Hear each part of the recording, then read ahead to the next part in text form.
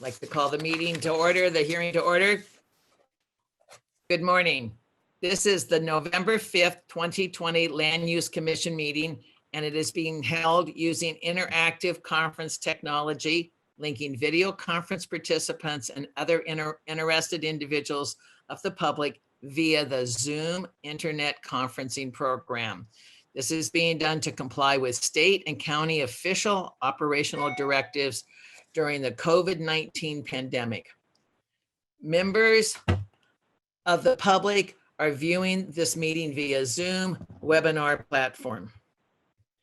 For all meeting participants, I would like to stress to everyone the importance of speaking slowly, clearly, and directly into the microphone, and that before speaking that you are aware that all meeting participants are being recorded on a digital record of this Zoom meeting. Your continued participation is your implied consent to be a part of the public record of this event. If you do not wish to be a part of the public record, please exit the meeting now. The Zoom conferencing technology allows for the parties and each participating commissioner individual remote access to the meeting proceedings via their personal digital devices. Also, please note that due to matters entirely out of our control, occasionally disruption to the connectivity may occur for one or more members of the meeting at any given time. If such disruptions occur, please let us know and be patient as we will try to restore the audio visual signals to effectively conduct the meeting. Is somebody, okay. This is all being done to have a meeting during this pandemic. My name is Nancy Cabral, and I currently serve as the Land Use Commission Vice Chair. With us today are Commissioner Axon, Chang, Okuda, and Wong on Oahu, along with the LUC Executive Officers Daniel Orendecker, LUC Chief Planner Scott Derrickson, Chief Clerk Riley Hokoda, the Land Use Deputy Attorney General Lauren Chun, and Bill Rykoff, and the Court Reporter Jean McManus. They are on Oahu. Commissioners Owen Gashi is currently the 8th seated commissioner of a possible 9, and he is on Maui. Oh, I'm sorry. Owen Gashi is on Maui. Then Commissioner Giovanni is on the island of Kauai, and I, Nancy Cabral, on the Big Island. There are currently 8 seated commissioners of a possible 9. Chair Schroyer has recused himself from this hearing on this matter. Our next agenda item is an action meeting on docket number A99-729, Newton Family Limited Partnership, also known as Hawaiian Island Land Trust. We're meeting to consider the petitioner Hawaiian Island Land Trust motion for order amending the findings of fact, conclusions of law, and decision and order dated November 16th, 2001. Will the parties for docket number A99-729 please identify themselves for the record? You may need to enable your audio at this time. Please identify yourself. Good morning, Acting Chair. This is Ron Kim. I'm representing Hawaiian Islands Land Trust, and with me from the trust is also Laura Ka'akua. Not with me in person, but with me on the Zoom call. Okay, thank you. Okay. Let me review things. On June 25th, 2020, the Land Use Commission received a status report on docket A99-729. From September 17th, 2020 until yesterday, November 4th, 2020, the Commission received the Hawaiian Island Land Trust motion for amending the findings of fact, conclusions of law, and decision and order dated November 16th, 2001. The Office of Planning's request for a time extension to respond to the petitioner's motion, along with the Office of Planning and Counties of Hawaii's response to Hawaiian Island Land Trust's motion. And we also received Hawaiian Island Land Trust notice of appearance of co-counsel and Hawaiian Island Land Trust amended motion. We received the County of Hawaii's response to the Hawaiian Islands Land Trust amended motion for filing with the Land Use Commission. And we received the County of Hawaii's errata for the certificate of service for the County of Hawaii's response for Hawaiian Island Land Trust amended motion. Okay.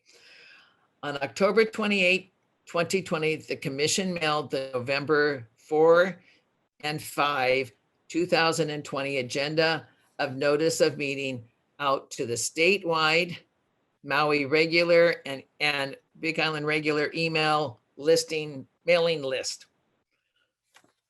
I'm unaware of any late filings at this time. If so, I would need to know from staff if there were any additional late filings. If none, I'll proceed. Let me briefly run over our hearing procedure for the day. First, I will recognize the written public testimony that has been submitted in this matter, identifying the person or organization who has submitted the testimony. Second, we will call for those individuals who have pre-registered to provide public testimony for this docket.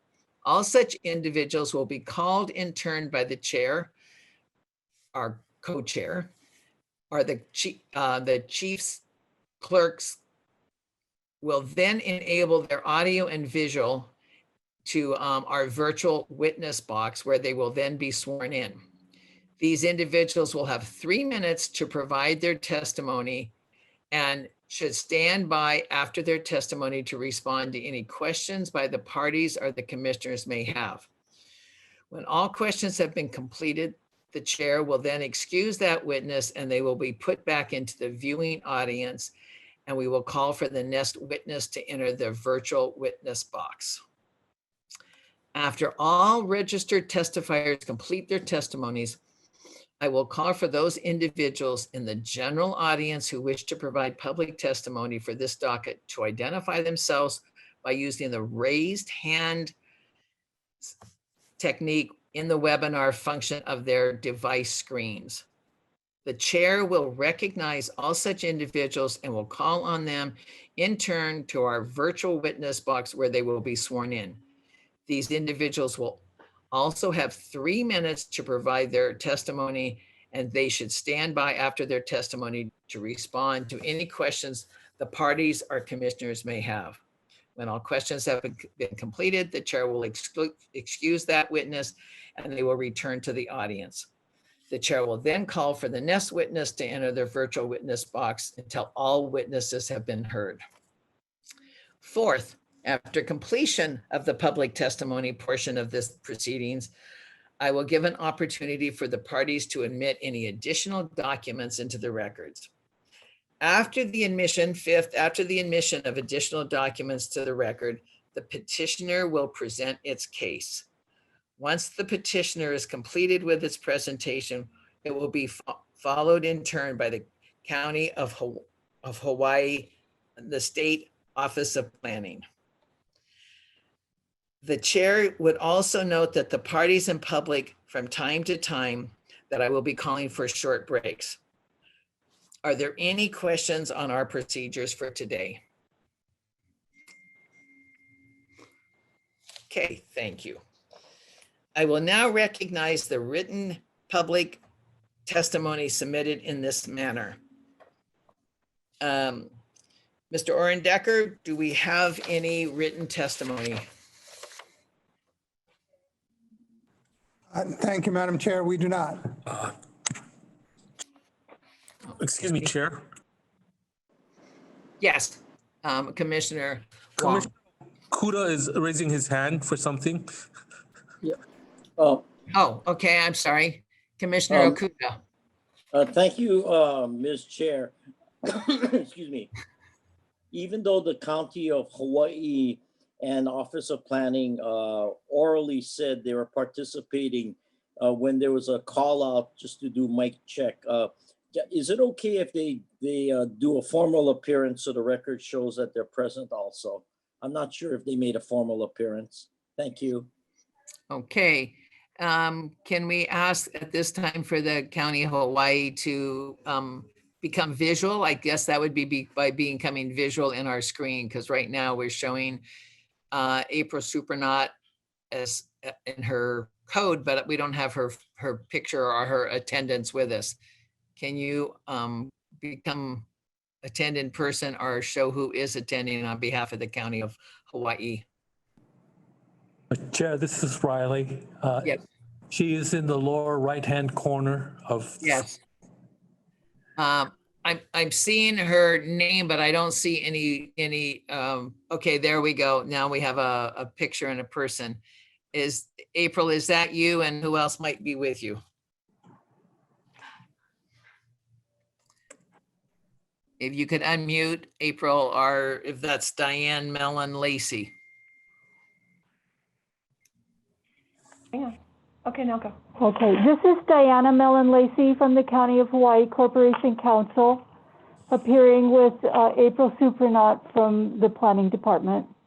Okay, thank you very much. Our commissioners asked that you show your appearance during this hearing. Okay, is that, Commissioner Okuda, is that satisfactory? Yes, and perhaps if the Office of Planning can also make their appearance. Thank you. Okay, well, I do see Dawn Apuna from the Office of Planning, or her picture is there. Good morning, Chair, members. Deputy Attorney General Donna Puna on behalf of the State Office of Planning. Rodney Funakoshi is with me too. Okay, thank you. I apologize for not calling for your acknowledgement sooner. Okay, so onward. We have no public testimony has been submitted in this case that we are aware of. Thank you very much, all of you, for that matter. Okay. Chair, Yes. do you want to ask any of the participants that's in the waiting room if they want to do any testimony? You have to give them a. Thank you. Thank you. That's correct. Okay. If we have anyone else present and from the public who might be in the waiting room that we're not visually seeing on our screen, is there anyone else that would like to please identify yourself, and our staff will bring you into our visual screen if you would like to make any comments or testimony in this matter.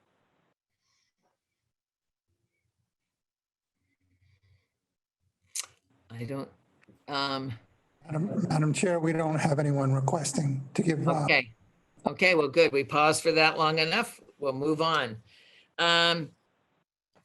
Mr. Ron Kim, we'll ask him to go ahead and present his, see if he has any further documentation.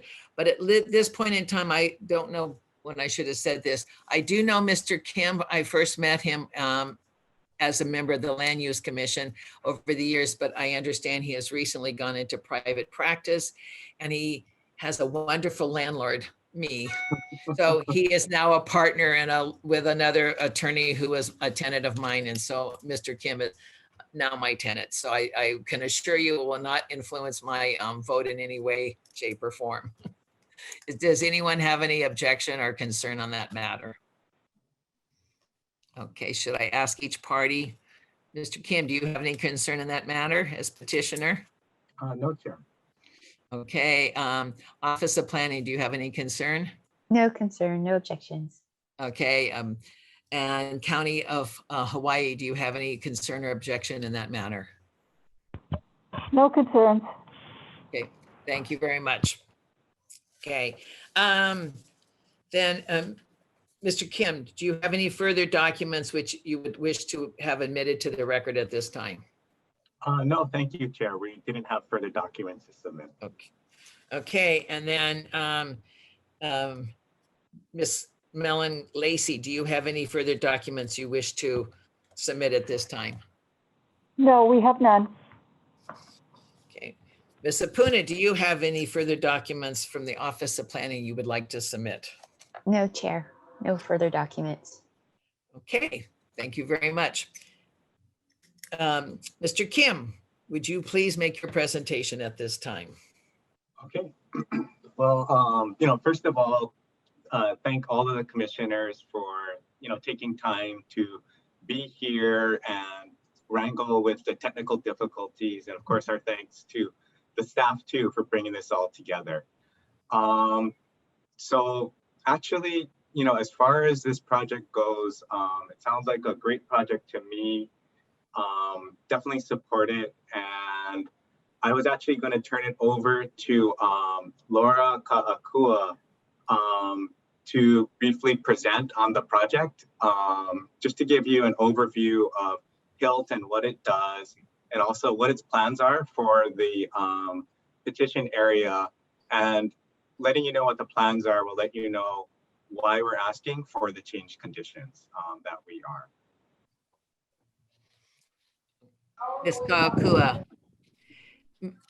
Ms. Ka'akua, before you testify, may I swear you in?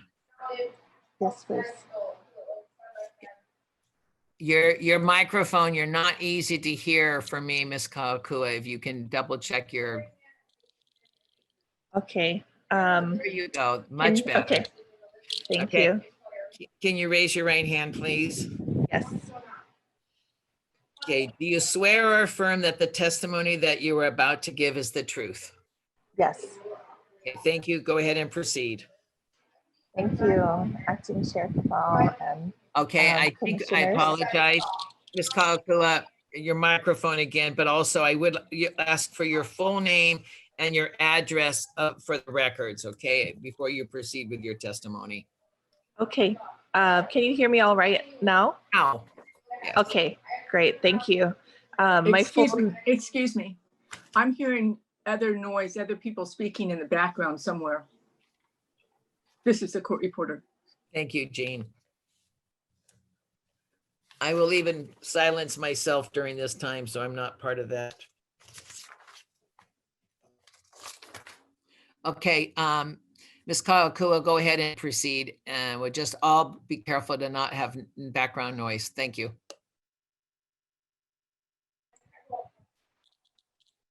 Okay, sorry about that. And please do interrupt me if you hear background noise again.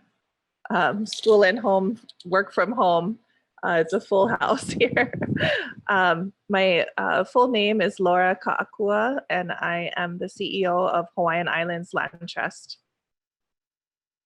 And in our presentation today, if I'm able to share screen, I do have a short PowerPoint. Would that be allowable? Yes, please go ahead and proceed to share your screen. Okay.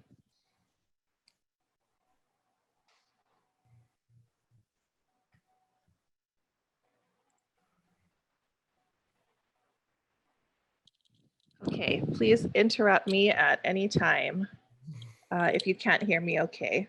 So this is just a short PowerPoint presentation to give a little background on Hawaiian Islands Land Trust. Our mission is to protect and steward the lands that sustain Hawaii, and we are a 501c3 Hawaii nonprofit that works on all islands. We have a mission to protect and steward the lands that sustain Hawaii. We have 7 preserves that we own and care for in partnership with the communities in which they sit. We hold 44 conservation easements, which are legal restrictions on privately held lands. We have facilitated 5 transactions, including one adjacent to this Kukuwa Forest Preserve that we'll be talking about today.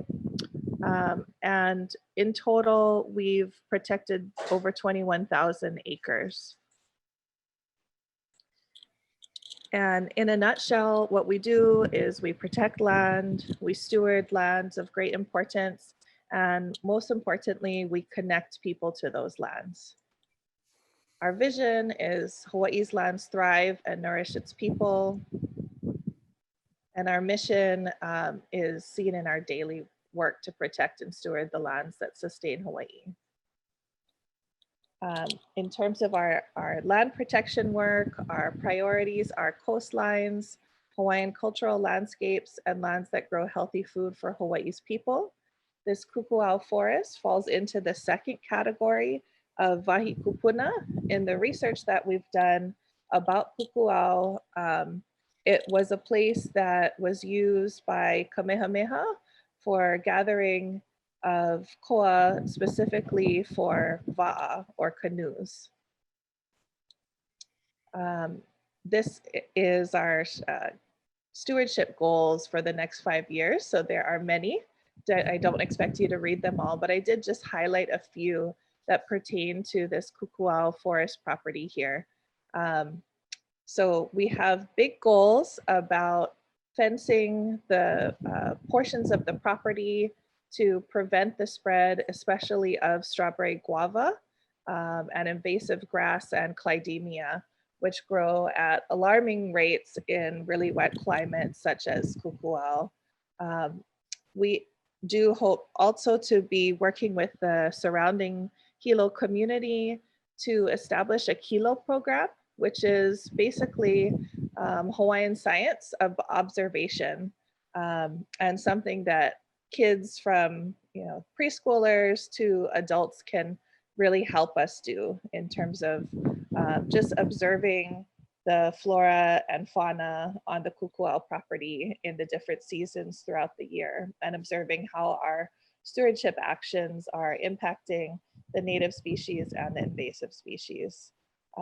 We do hope within these 5 years to be able to restore to a primarily native habitat. Ideally it would be 100% native, 4 acres at Kukuwa Forest. And we also expect to create a resiliency plan or a forest stewardship plan focused on resilience of the land and community within that time. And then one of our other needs is this last bullet here, which is to make sure that we have on-site stewardship and education staff in place at all of our preserves, including Kukuwa. And just in terms of our stewardship work, there's really 3 things we focus on. The best way to care for a place is to make sure that there's a community in that place that really is being part of the stewardship work. And so a lot of our work when we first protect a place is focused on sustaining and strengthening relationships with neighbors, area schools, church groups, civic clubs. And then we look at engaging our scientists in resilience planning for that specific place, and continuing or starting the ongoing ecological restoration work. And our goal and really our specialty is restoration to native habitat for native species. The third prong of our work in Protect, Steward, and Connect is in connecting people to the land. And these are the goals that we're looking at for the next 5 years.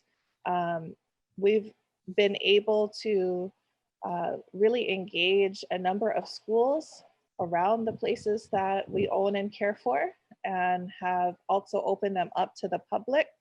And so every year at our preserves, we do have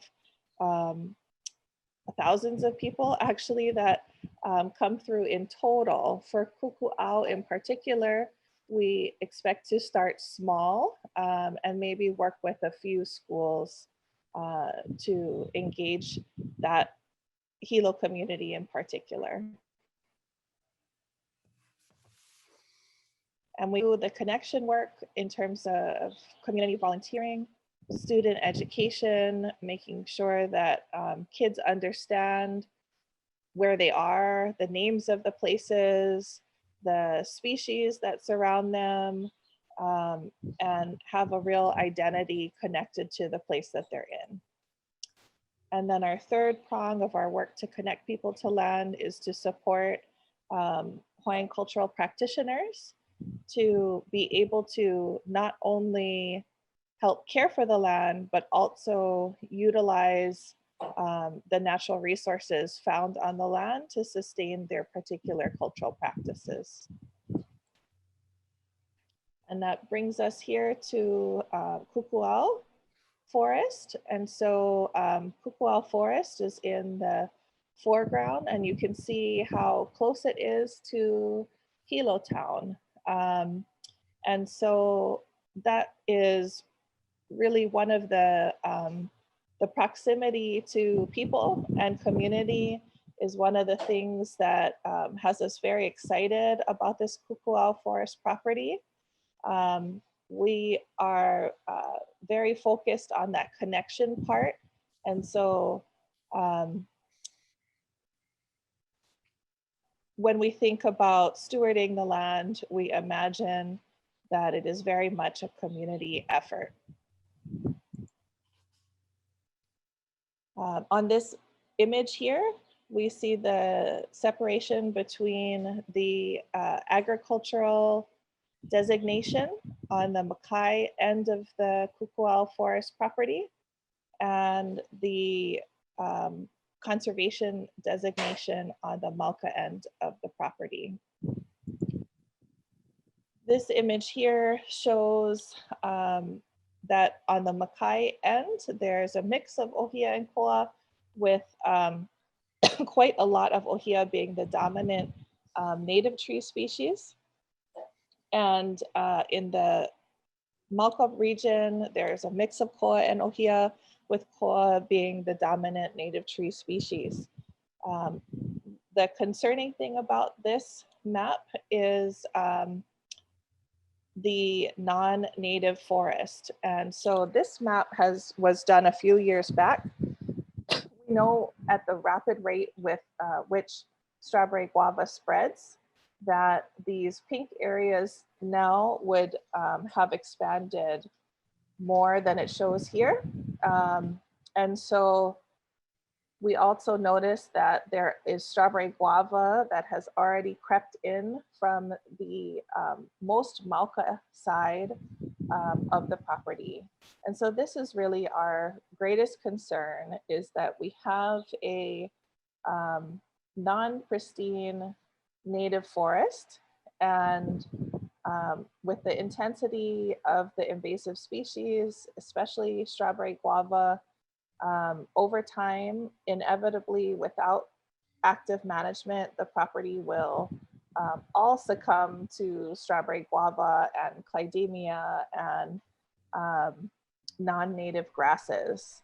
And so in taking on the property management planning, we know that if we are to retain the property and keep it as a forest with a strong focus on education and community connection, we need to actively manage the forest, eventually fence certain areas, and clear invasives and replant natives. And as a nonprofit organization, our struggle is really that we understand the right steps to manage the forest, but we are limited on funds to actually execute those plans. And so our proposal and request would be the continuation of the agricultural designation in the Makai section of the property to allow us to actively manage the forest, including selective harvesting of koa trees, which would then allow us to. Sorry. Laura, you're fine. Someone else is talking in the background or on another screen. Okay. So the selective harvest of koa trees would allow us to have staff on hand to have that regular presence and welcome in school groups. It would also allow us to actually afford the pretty intensive invasive species, clearing and management, and fencing. And we see keeping the property in native forest is a real benefit, not only just to the ecological systems and native bird and bat and insect species in the area, but also as really a big sponge. We know that native forests are incredibly effective in absorbing water and also in absorbing carbon from the atmosphere. This is a very high rainfall area. And so as an alternative to development, we think that just for Hilo's water management, that this is a really critical property to keep in forest. And so might be the end of my presentation, and welcome any questions that you may have. Okay. Thank you very much. Okay. Mr. Kim, do you have any other part of your presentation you'd like to make at this time? No, I think that was a very good job of giving an overview of what the plans are for the property. The only thing I want to point out is, we're asking now for the conditions that were imposed about 20 years ago to be changed because the current plans have changed pretty significantly compared to what was initially proposed to this commission. Initially, they were looking at doing a 8-lot, semi-agricultural type subdivision. And at this point, Hilt has no plans to subdivide the property. And it's going to do, very minimal types of improvements, such as fencing and possibly the types of structures we had discussed in our moving papers. But of course, the structures would have to be either allowed under HRS 205 or permitted. Okay. Anything else, Mr. Kim, at this time? No, thank you, Chair. Okay. Okay, thank you very much. Then let's go ahead to any questions of the petitioner or the witness then. County of Hawaii, do you have any questions of the petitioner at this time? Miss Mellon Lacey, are you there? If you can, unmute and come forward if you have any questions, or notify us if you have none. Muting us. Can you hear me? Yes, we can hear you now. Thank you. Okay, no, we have no questions. Thank you. Okay.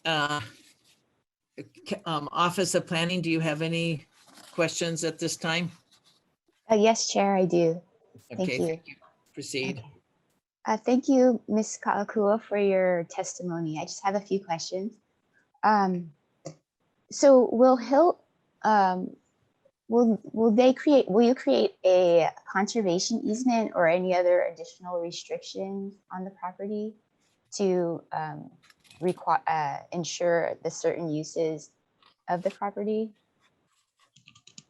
Yeah, we've actually started that conversation with DLNR as to whether we could work with them to do some sort of a forest legacy conservation easement.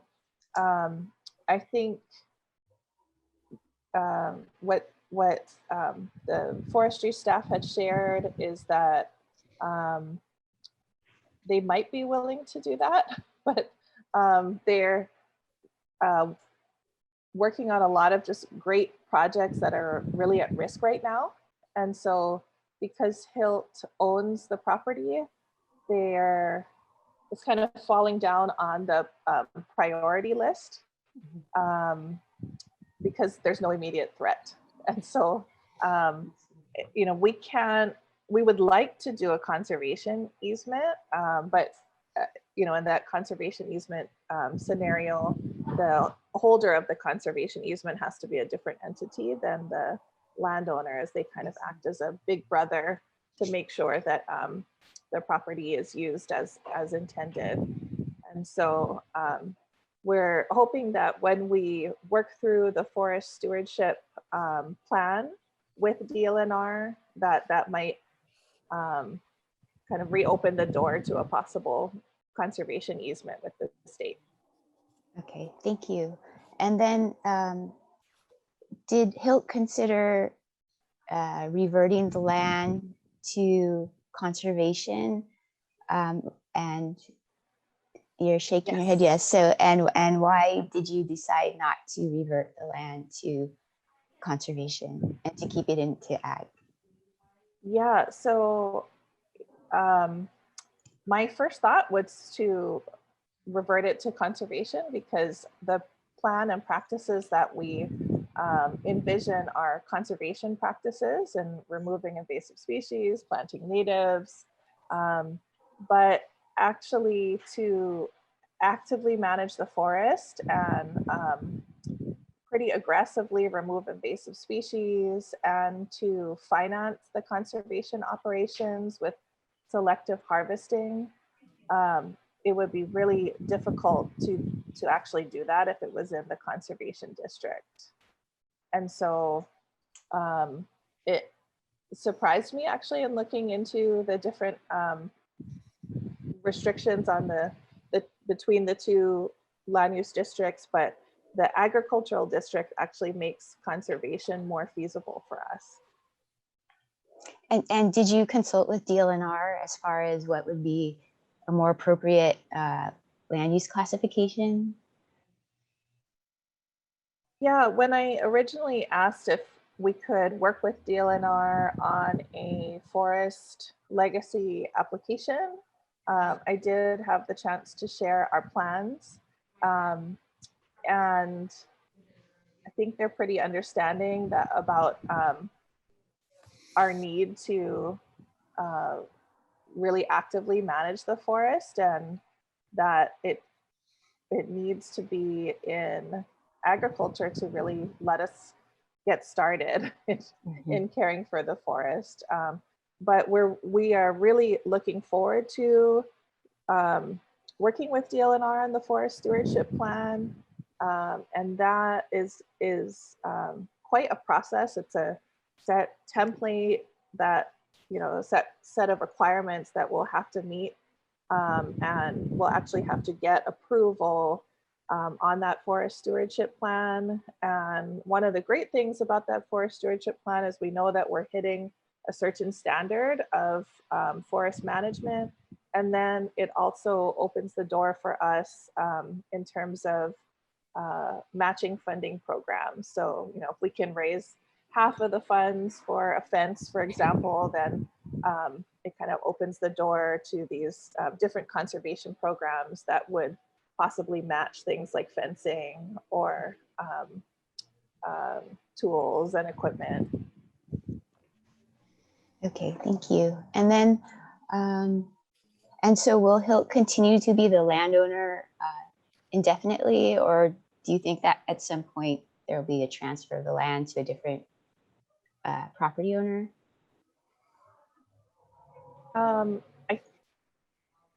I can share that when we were first donated the property, actually the property just Malka of this Kukuwa Forest property is a property that many years ago, before I was with HILT, HILT's predecessor actually helped to purchase that property and then make sure that it was conveyed to the state. And so the Malka property is now part of the State Forest Reserve system. And so when we were first donated the property, I had reached out to DLNR just to talk about all these different options. Can we do a conservation easement? Is the state actually interested in owning the property? And really just thinking and talking through what would be best for the land in terms of capacity.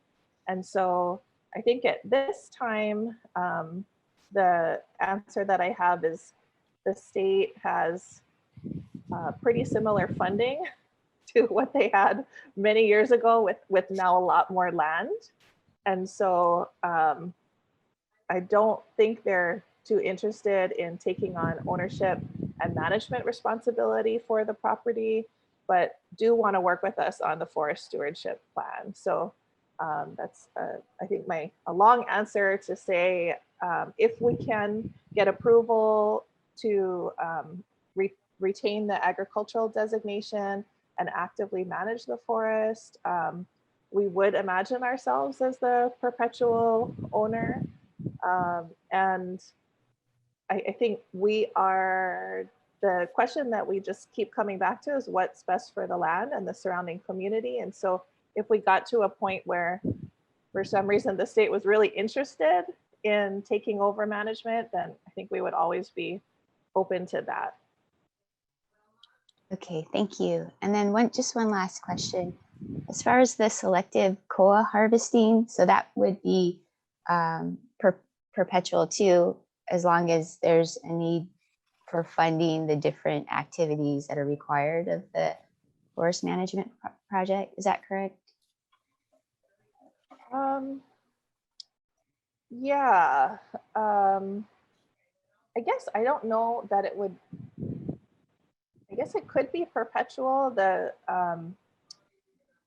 projections and really the end goal is that we can restore the entire property to a fully native forest. And so I'm not sure what the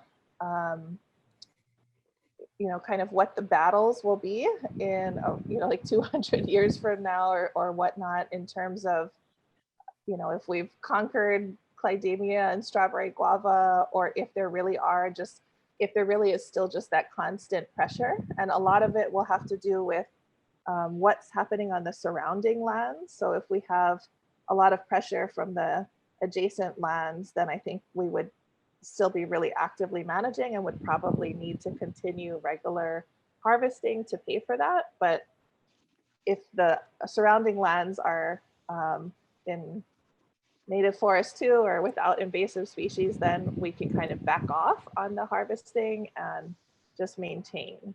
So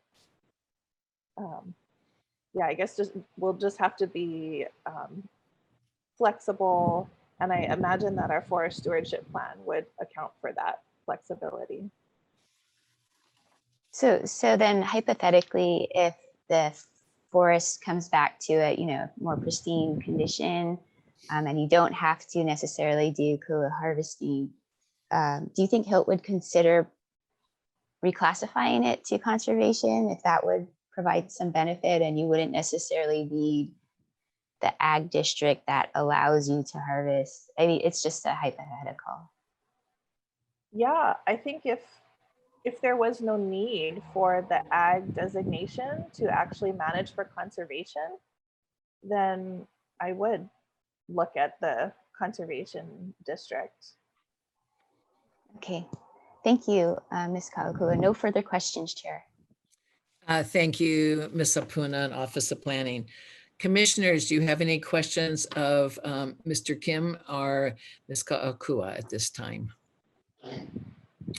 Mr. Okuda. Thank you very much, Ms. Chair. Ms. Kaukua, you are also a licensed attorney, is that correct? That's correct, but I'm inactive. Okay, but you do have a law background because you seem very knowledgeable about things that we lawyers might view as esoteric, kind of theoretical things.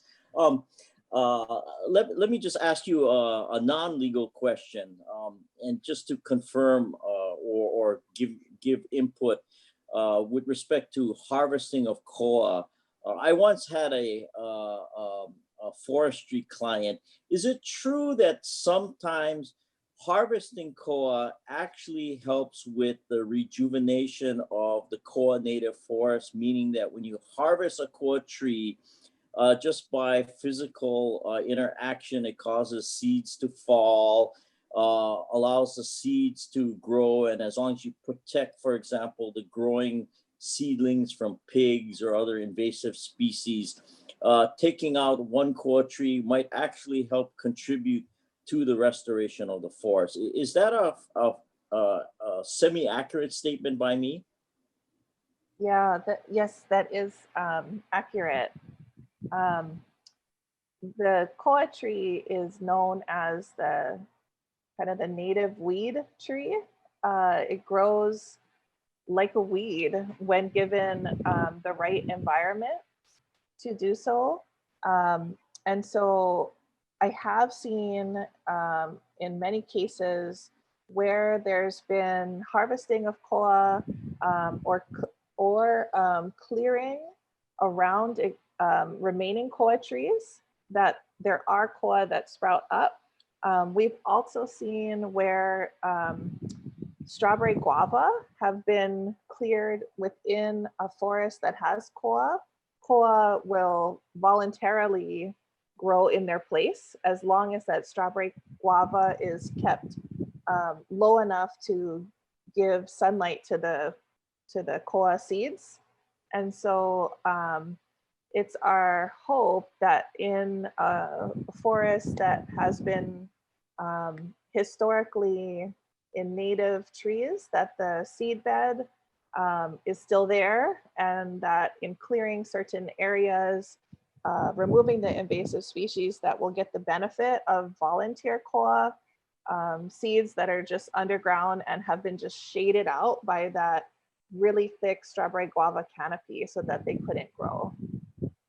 Okay, so in other words, sometimes and in an appropriate situation, active forestry or active managed forestry can actually push forward conservation types of goals in restoring a native forest, such as a native koa forest. Is that correct?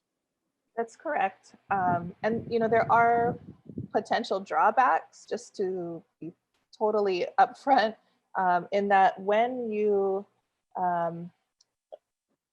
if you have to clear the uluhe, so uluhe is a really thick native fern that it almost acts as a weed mat because it's so incredibly thick that it keeps pigs out, and it also prevents the spread of invasive species. So the downside of clearing is that you have to be really careful not to get rid of too much of that uluhe mat, because if that uluhe mat is taken away, then it's kind of a gamble as to whether koa will naturally volunteer themselves in that cleared space or whether invasive species will creep in. So it's a constant management balance.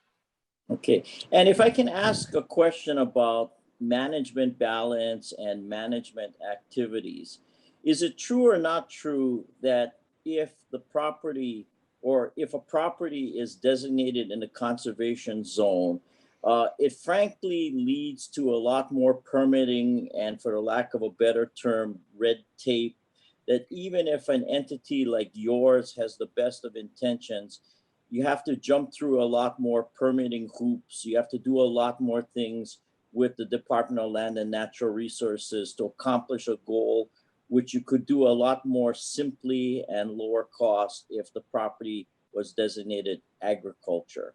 Is that a fair statement? Yes, that's a fair statement. It's actually our hope to actively manage the Malka side of the property that is in conservation designation right now. And so we do expect a lot of cost to go through the appropriate channels, which are good. I mean, you know, we understand why they're there, and as an environmental organization actually support them being there, but we would not be able, we just don't have the funds to actually, you know, do a full archaeological inventory study and do an entire environmental study. That would be cost prohibitive for us to even get started in managing the forest. But in the future, we may decide that we have, that we're ready to go through the right legal protocols to get the appropriate permits to start managing in the conservation district later down the road. So in other words, it's possible that income or money generated from activities in the agricultural zone, which might also promote restoration of a native forest, one of the benefits of that would also be providing funds which you could use for purposes in the conservation zone, which might not be as income generating. Is that a fair statement? Yes. Okay. I had heard somewhere, I think in some previous hearings, that the Hawaii Island Land Trust is an accredited land trust. Can you explain to us on the commission, number one, who you are accredited by, if you are accredited, and what does the accreditation mean? Sure. Yes, we're accredited by the Land Trust Alliance. So we are a land trust, which is a special kind of nonprofit that holds land really in trust for people and the environment. And so we're part of this National Land Trust community. And there is this Land Trust Alliance that brings all of these land trusts from everywhere together and tries to share and instill best practices. And some land trusts are accredited, which is a really lengthy and intensive process. We were just re-accredited this past year, which is the second time that we've been re-accredited. But there's an entire manual of standards and practices that we must follow in order to be accredited. And it's a 5-year, we have to go through accreditation every 5 years, and it's basically an audit at land trust standards. So, you know, they're looking at when we purchase a property or accept a donation of a property, have we done all of our paperwork correctly? And then what are our stewardship practices? And then, you know, what are our practices in community relationships even? So it's really best practices across the board. And I really appreciate, even though it's a lot of work to go through accreditation, I really appreciate it because I think it's kind of a risk management tool for us to know that we're hitting a certain standard and don't have kind of large unforeseen gaps in our nonprofit structure. And I don't mean to belabor some of these points, but just so that we have a full record, the chair, Jonathan Scheuer, has recused himself because of his relationship with the Hawaii Island Land Trust. So just so that, and I'm only being facetious and joking by saying so that his relationship with you is not held against your petition. You have a board of directors, is that correct? Yes, we do. We have a board of directors with representation from all islands. And I believe we have 15 directors on our board at this time. And you have members on the board who, at first blush, people in the community might not think of as, and I put these in quotes, radical environmentalists, but in fact are well-known business people from just the regular capitalist industry. Is that correct? That's correct. Yeah, we have a very diverse board from Hawaiian cultural practitioners to real estate agents to folks that have been involved in development and business leaders. Makes for really robust board discussions. Folks coming from all perspectives when we take on a project. Oh, okay. Can I ask you, or Mr. Kim can chime in, and I apologize if the next question might be a little bit tedious, but since there's a request for amendments of certain conditions, and there have been these memorandums going back and forth. If I can ask you or Mr. Kim to comment on what is now the final position of the Hawaiian Island Land Trust for some of these conditions. And if I can ask, and this is probably the longest one, condition number 1, if I can read what I think is the agreed modification to condition number 1 between Hawaiian Island Land Trust and the Office of Planning as modified by the Planning Department. If I can read to you this provision, and then after I read it, if you can tell me whether Hawaiian Island Land Trust agrees with this provision, disagrees, or requests further modification. And I'll try to read it slowly so everyone can hear, okay? The petition area shall not be subdivided. Any structures that HILT erects or constructs in the petition area must be permitted under HRS section 205-2D, or HILT shall seek appropriate permits and/or special permits to erect or construct such structures. Petitioner shall work cooperatively with the county planning department to rezone the petition area to a zoning density that will prevent subdivision. Is that provision acceptable to HILT, or do you request further modification? And either you or Mr. Kim can comment. I believe that's acceptable. The way it is now, that revision, yeah, that's fine. The one caveat on the rezoning or zoning to a more appropriate designation would be, there had previously been, I believe, a request in the county's response that zoning take place within a year.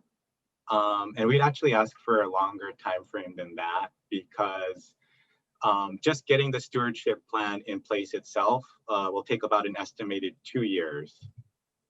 So there's still a number of variables that kind of have to be put in place, fall in place for HILT's plans for the property to come into fruition. Okay, but what I read doesn't have any time restrictions. So Correct. as I read the words, actually, as I read the words are acceptable. Yes, I believe so. Okay, and HILT agrees that conditions number 2 and 7 be modified as agreed between HILT and the Office of Planning. Is that my understanding, that there's not only a agreed modification, but it's acceptable? Yes, that is correct. Yeah. And then conditions 4, 5, 8, and 9, there's an agreement for a modification as agreed by the parties. Is that correct? Yes, that's my understanding too. Yes. Okay.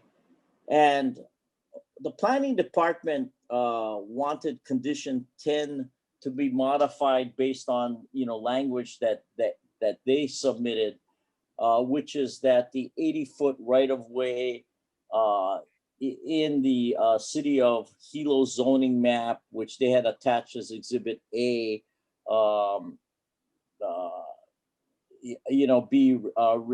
that HILT be required to reserve and dedicate the 80-foot right-of-way. What is HILT's position on the county's position regarding condition number 10? HILT actually is not in agreement with the county on that position. HILT wouldn't object to reserving the right-of-way because it is shown on the zoning map.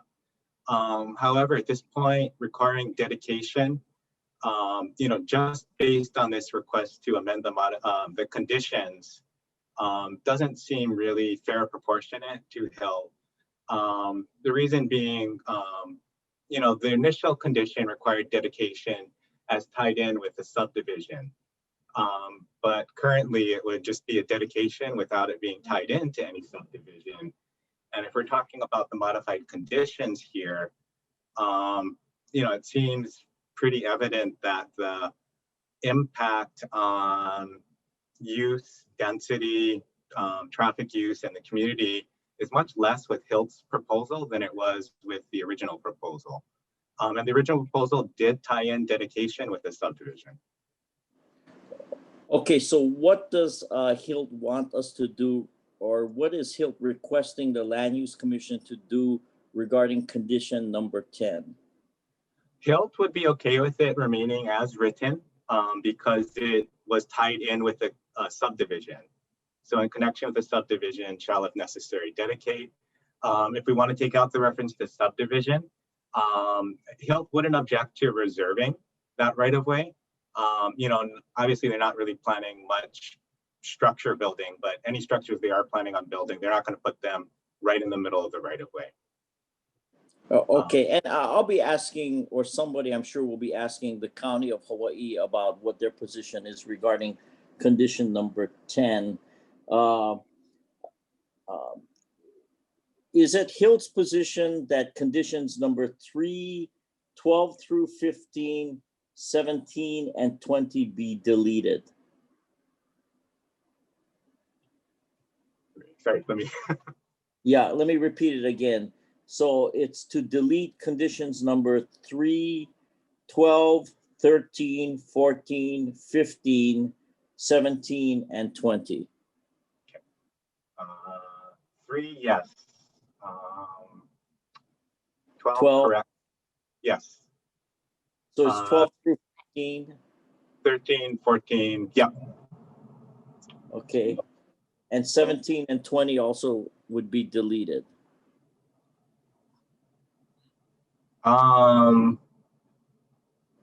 With 20, I think Hilt actually had proposed some revised language rather than deleting it. Okay, I'm sorry about that then. Can you tell me what Hilt wants regarding number 20? Okay, with number 20, Hilt had actually proposed, it's saying that we will develop and implement a forest management plan within 2 years from the date of the decision in order. And Hilt will provide that management plan to the commission. And it also says Hilt will provide reports to the commission every 5 years on native forest restoration progress per plan benchmark projections. Okay, thank you. And Mr. Okuda, can the chair ask about how much further we're probably in need of a break? We've been 1+ hours. Do you have a lot more to your questions, or should we take a break now, or should you finish up at this point? yeah, I have my last question, which Okay. is just for Hilt to confirm that conditions number 6, 11, 16, 18, 19, 21, 22, and 23 shall be retained in their original form.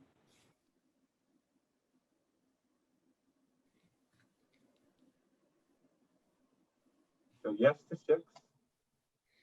I'm sorry? Yes to 6, yes to 11.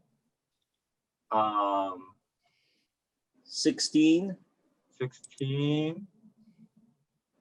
Yes. Okay. 18? 18. Yes. 19? 19, correct. 21? 21. Yeah. Yes. 22? 22, yes. And 23. And 23, yes, correct. Okay. Thank you, Madam Chair. Thank you, Mr. Kim. I have no further questions. Okay, thank you, Commissioner Okuda, for your always excellent questions to help us all put it in the right box. Thank you. At this point in time, we'll take a 10-minute break and come back at 12:15 for me, but that would be 10:15 for you folks in Hawaii. Thank you. Okay, thank you.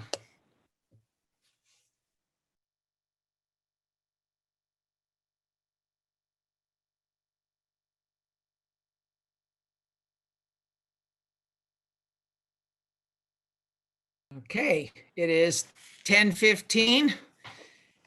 Let's call the meeting back to order. We've got Commissioner Okuda, Commissioner Axon, Commissioner Ohingashi, Commissioner Giovanni, Commissioner Chang, and Commissioner Wong in the group. Okay, all of our commissioners are present, and petitioners representative Ron Kim is president, and our witness for the petitioner with Hawaiian Island Land Trust, Laura Ka'aku, is also showing. I don't see her though yet. So if Ron, if Laura is still here, I was going to open up this to if any other commissioners had questions at this time of you, the petitioner, or of your witness. I'd like to have any other commissioners ask any other questions at this time. Okay, okay, and there, Laura is there, thank you. So I saw Commissioner Axon's hand first, and then Mr. Giovanni, Commissioner Giovanni after that, okay? Mr. Axon, if you could unmute yourself. I think did you have your hand up for questions at this time? Yes, Madam Chair. Actually, most of my questions were answered by the question from Commissioner Okuda, and that's the reason why it's really good if Commissioner Okuda go first, because he asked all those questions. So, but anyway, as I have a question about Hill's governance, decision makers, and other, especially the accreditation. But I think your mission is great, and you have a great plan. And I really do appreciate you working with the other parties, Office of Planning and County of Hawaii, to reach, not all in agreement, but most of the items, the conditions in agreement. That makes our job easy. And then the rest we can work it out during this hearing. But I apologize for my ignorance, but can you give us a back history on how this petition thing changed hands from Newton family to Hawaiian Island Trust? Sure. Okay, Laura, go ahead, proceed. Okay, thank you, Chair. So I will say I joined Hawaiian Islands Land Trust as CEO just after the transfer of land from Newton Family Partnership to HILT. And so I wasn't privy to those initial conversations between the Newton Family Partnership and HILT. But my understanding is that the Newton family, previous landowner, Newton family, had envisioned this kind of a family development on the property. And for whatever reason, came together and made sort of a family legacy donation to not pursue their plans of subdivision, and to donate the land to Hawaiian Islands Land Trust. And so in receiving the land, the challenge before myself and our board was, how do we achieve our mission with this particular piece of property, and how do we sustain the operation? It's a complete donation without HILT putting up some money on it. That's right. Yep, it was a complete donation of land. How you get your funding? What are your funding sources? Sure. Our funds are split between 3 primary categories. So before this year, we were a pretty events heavy fundraising events heavy organization. We have a fundraising event annually on each island. And that has all gone away for this year. But typically that makes up, maybe a third of our budget. And then the other, you could say roughly third of our budget would be, or maybe a little bit more, would be grants from foundations. So there's a lot of grants that support either environmental work or support our educational programs that happen on the preserves that we own and steward. And then the remaining funding comes from individual donations. And so we do have a lot of people that contribute to the land trust, anywhere from like a $5 annual donation to larger gifts. So your funding sources come from public and private entities. Yes, they do. Yep, we receive, I would say primarily private entities. So, in our fundraising events, our individual donations, and most of the grants that we receive are from private foundations. We do occasionally receive county or state grants and aid, but not consistently. So the bulk is coming from private? Yes. Is that what you say? Yes. Okay, looking at your plans and missions, it's very ambitious. So do you think, are you confident that you're gonna receive sufficient funding to do most of it, if not all? Yes, so we are confident with the combination of the state forest stewardship plan. We know that'll take a while, but once we have that in place, that, as I had mentioned earlier, that opens the door for kind of incentive programs for private landowners. So, excuse me, matching funds. And then with the ability to do selective harvest, that'll support our efforts. Okay, thank you, Ms. Kukuwa. That really kind of broadened my, knowledge about your organization, also about this petition. Again, I really appreciate your working together with other entities to make our job a little bit easier. Thank you, Madam Chair. Thank That's all I you, have. Commissioner Exxon. Okay, Commissioner Giovanni, you had some questions? Thank you, Madam Chair. Yes, I do have very simple questions because following in the footsteps of Commissioner Okuda and Commissioner Exxon, there's not much left to ask, but my question has to do pretty specifically, are you experiencing rapid ohia death on the property? Yeah, that's actually one of the first things that we will need to do, is to do a survey to understand if there is rapid ohia death, what the extent of it is. From our initial surveys, we do believe that there are individual trees that look to have rapid ohia death. And that's a very large concern in terms of management and will absolutely affect every aspect of how we manage the property. So when we go into the forest now, which is pretty infrequently as we wait to understand this process, we are following all rapid ohia death protocols.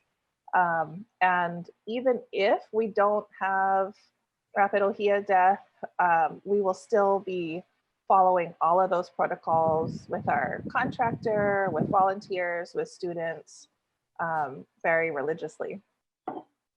Is it your view that redistricting as agricultural will facilitate your management practices to deal with rapid ohia death as compared to staying in conservation? think it gives us better flexibility. So yes. I will say though that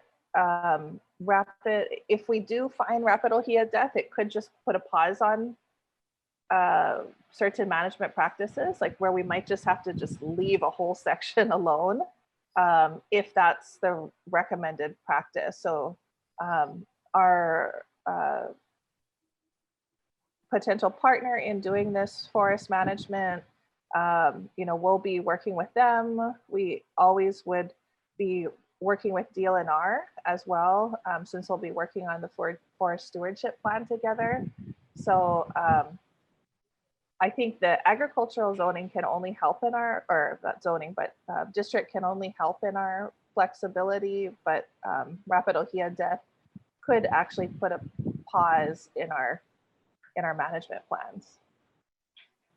Just because if it's there, we want to do everything we can to not spread it, including just not touching it. Correct.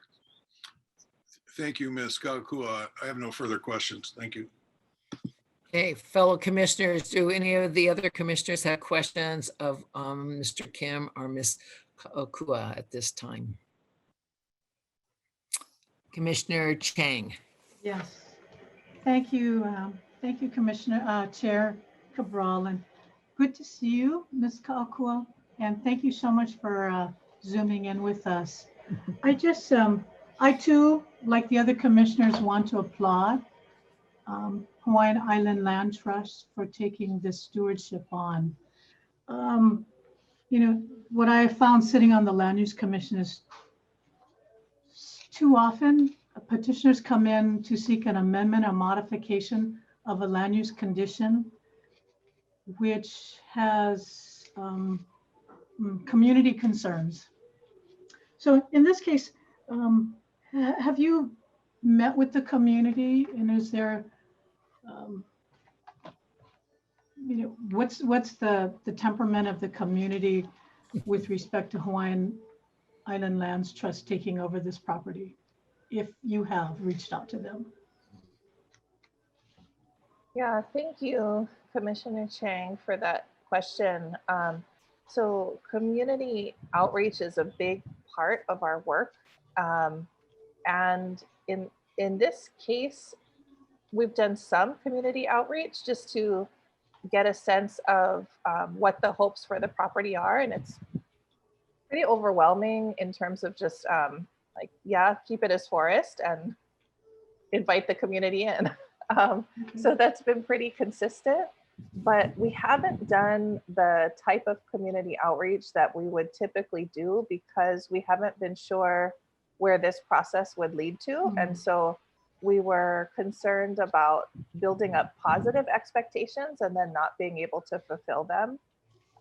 So if we're allowed to proceed with the amendment, then we have sort of two tracks. One is the assessing rapid ohia death, assessing the native and invasive species status of the property, and then we have another track, which is this whole community outreach track, where we kind of work in concentric circles out from the property, and see we know who the nearest schools are, and kind of there's a neighbor outreach strategy, and we'll have to really develop that. And that's one of the reasons why we need staff on the ground to be that presence. We do have Sheikh Maka'ala in Hilo, who's our director of Aina Protection, but she has a lot on her plate, and so we would like to hire someone to be that community organizer. Okay. And your approach makes a lot of sense, managing communities' expectations. So getting this amendment, this modification is really critical to your next steps. Is that correct? Okay. That's correct. Can I ask you, as you were describing the Newton's donation from Commissioner Axon's questions, were there any restrictions or covenants that the Newtons placed on this donation? No. Okay. Okay.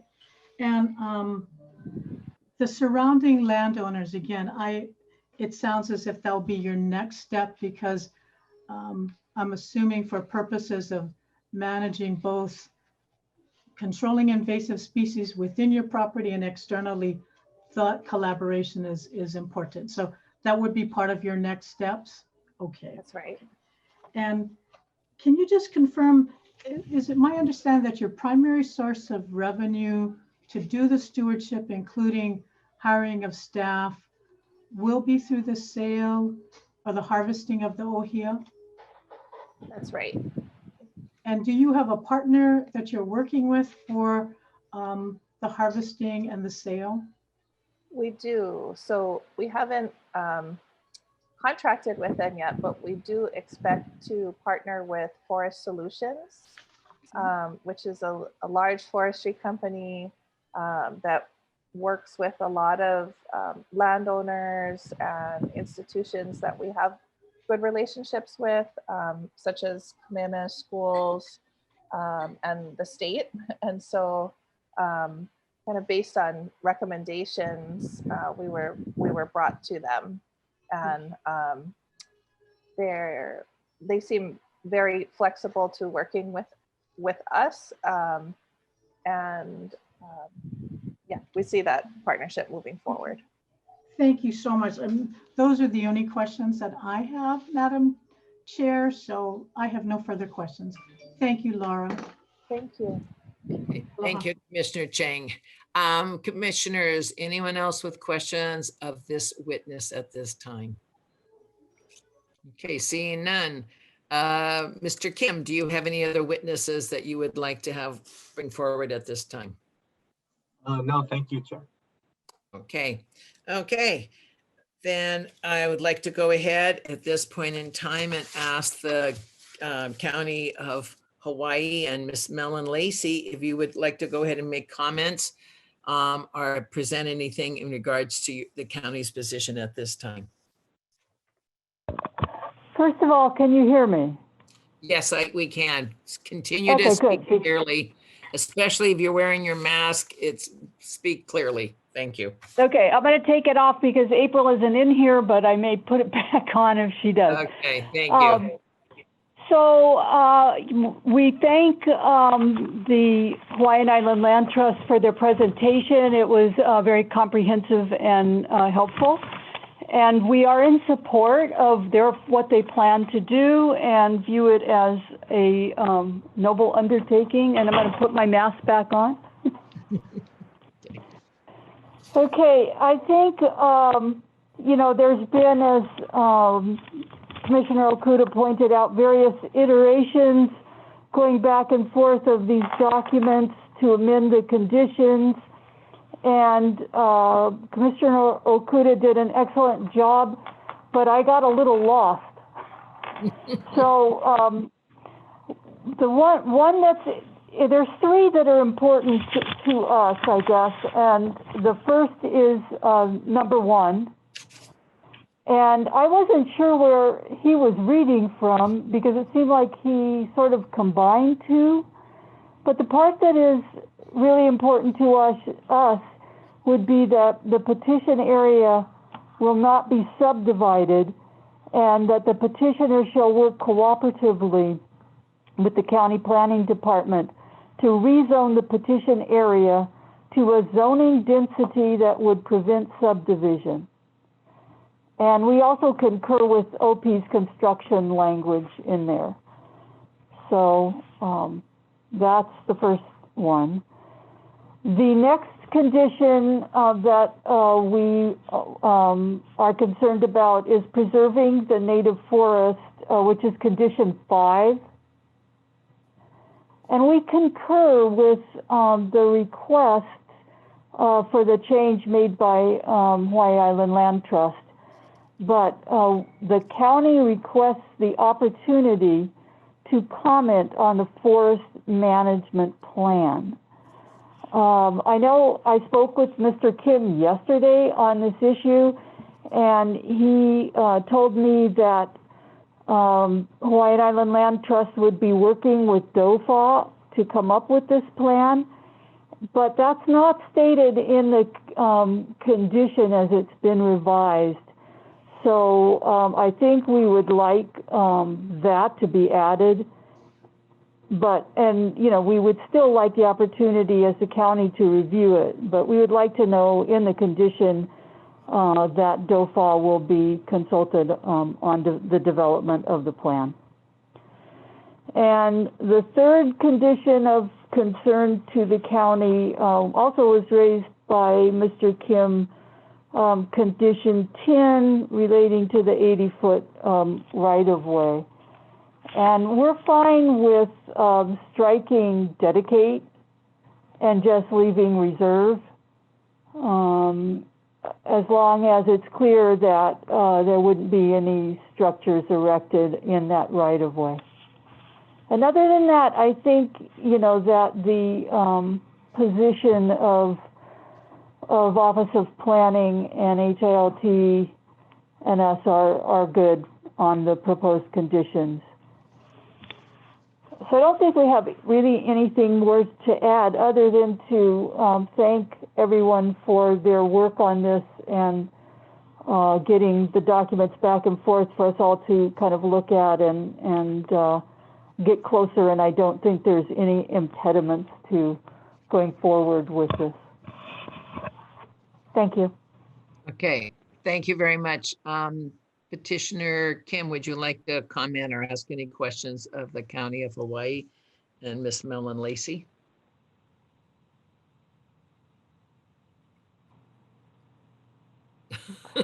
I had to unmute, sorry. Okay, yes, great. It's a process. Yeah. Yes, do you have any questions of the County of Hawaii, Ms. Mellon Lacey, or any questions? Just a picture of himself.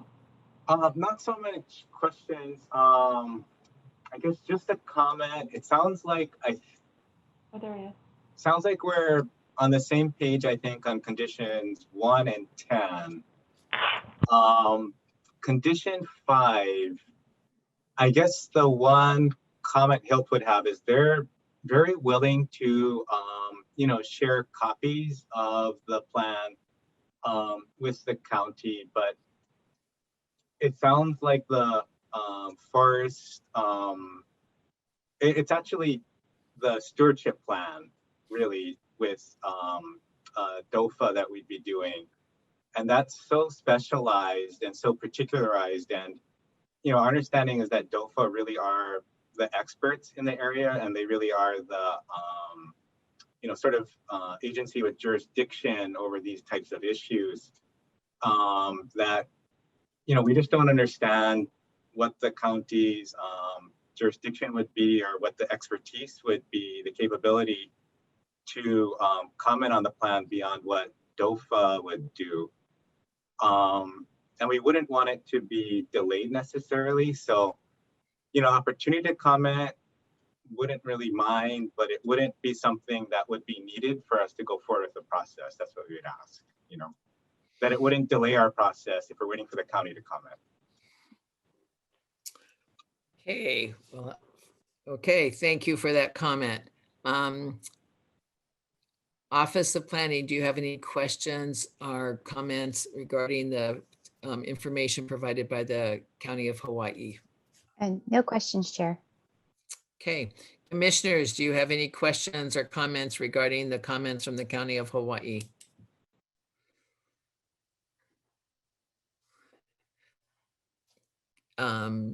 Commissioner Chang, was that you raising your hand or brushing back your long hair? Madam Chair, Commissioner Okuda and Commissioner Ohigashi both have their hands raised. Oh, okay, I don't see that. I'm sorry, I don't have that portion up. Okay, Commissioner Ohigashi, let you comment first and ask your questions. Thank you. Well, my questions deal with condition number 10, and I'm just curious. Says the petitioner shall, if necessary, dedicate to the County of Hawaii an 80-foot right-of-way located near Wala plume system to accommodate the county's planned secondary arterial. I was just wondering from the county, how does that work? How do you know when it's necessary, and how do you know when the dedication is required? Is the dedication required? Not required. Can you tell me how this condition works?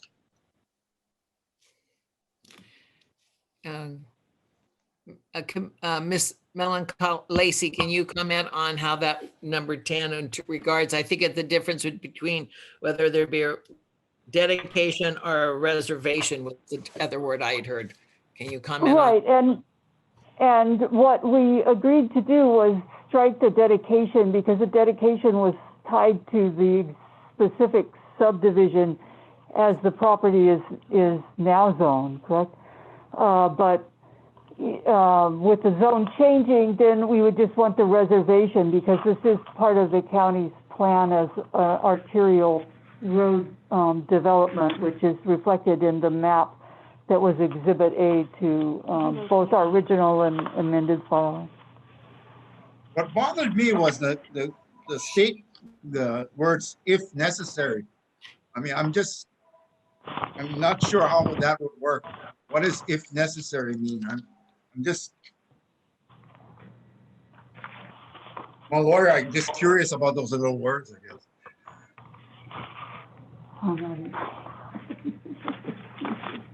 Just 1 minute. Okay.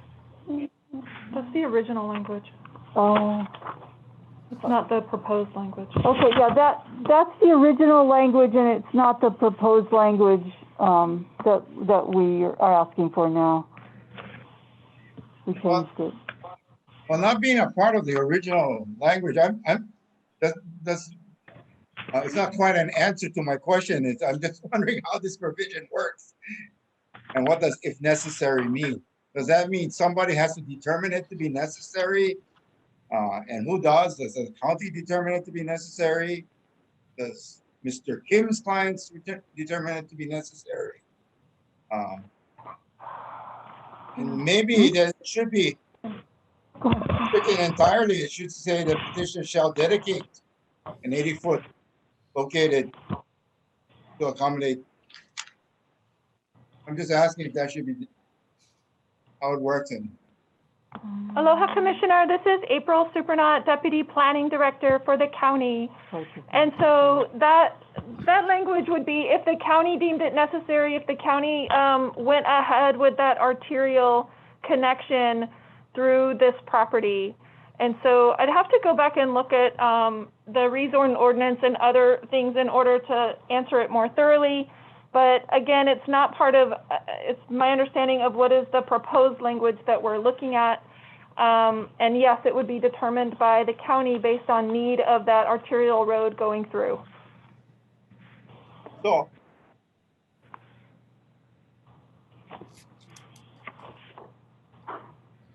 Commissioner Ngashi, do you have any more comments? yeah, I just was wondering whether it just confuses the whole provision in my mind. It says if necessary, so it does not say who does it, contrary to what the county is saying. So I'm just saying, would it be more clear if we just delete that? Excuse me, Commissioner. Again, the if necessary, I don't think is part of what's currently being proposed in the language. It depends on where you're reading from. That's in the original language, which included the subdivision. And there would, be higher density potentially going into that property. At this point, we're asking that it not be subdivided. And so we're now just asking that they reserve that right of way so that, again, if the county chooses to build that road at some point in the future, then the right of way is still available and reserved for further negotiation. Commissioner Cabral, this is Deputy Attorney General Lauren Chan. I'm wondering if the planning director has been sworn in. I apologize. Yes, I had not sworn her in, and she is not an attorney. So thank you very much for picking up on my mistake. Ms. Supernaut, can I swear you in at this time? Yes, please. Okay. Raise your hand, please. Do you swear or affirm that the testimony that you are about to give is the truth? Yes, I do. Thank you. Go ahead and proceed then. I think Commissioner Ohingashi, are you clear on this, or do you think that we should create language that would make that provision? No, I'm not clear, but if the parties want to remain unclear about it and fight it out later on to say it's not necessary, then that's up to them. I'm just reading the language and saying Right. it's not clear to me. I can appreciate that. At this point, it's not an issue. 100 years from now, it may become important. Well, I don't know how long the material will take. Yeah. Okay, commissioners, Mr. Commissioner Okuda, do you have you have a question, I believe? Yes, thank you, Madam Chair. Following up on Commissioner Ohigashi's question, but Ms. Supernat, can I just ask a preliminary question? All the testimony that you gave before you were sworn in, you also verify that that testimony was considered made under oath. Is that correct? That is correct. Thank you for asking that question. Okay, now let me follow up on what Commissioner Ohigashi was asking about the condition number 10. Let me read what I think condition number 10 presently states, and then I will ask you whether or not that's what condition number 10 presently states. And I quote, "In connection with the subdivision of the petition area, petitioner shall, if necessary, dedicate to the County of Hawaii an 80-foot right-of-way located near the Ola'a, O-L-A apostrophe A, flume system to accommodate the county's planned secondary arterial." Is what I read an accurate statement word for word about what condition number 10 presently reads or states? That is my understanding, yes. So in other words, this condition does not take effect unless there is a subdivision of the petition area, correct? Correct. Okay, so Hawaii Island Land Trust is requesting that condition number 10 remain unchanged. Would the county have an objection to just leaving condition number 10 unchanged? We would not object to that, no. Okay, and that would. Well, I guess the objection is, I take that back. The objection is that we would want it to be reserved, which is why we proposed language. And it's our understanding that HILT was okay with this language based on what Mr. Kim has said today, with taking out the two words of "and dedicate." And so Yeah. we understand that the two parties would agree to this language if we take out the "to dedicate." Yeah, and I understand that presentation and what Mr. Kim has said. This is my concern, without having done extensive legal research, is a question about whether or not even a reservation where there is no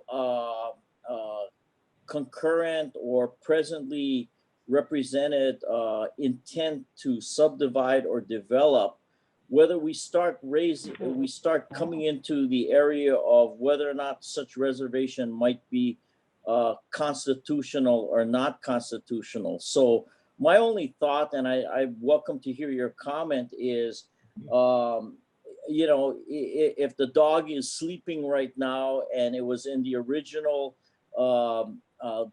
decision and order, and we could argue that that was already vetted or evaluated based on the law at that time.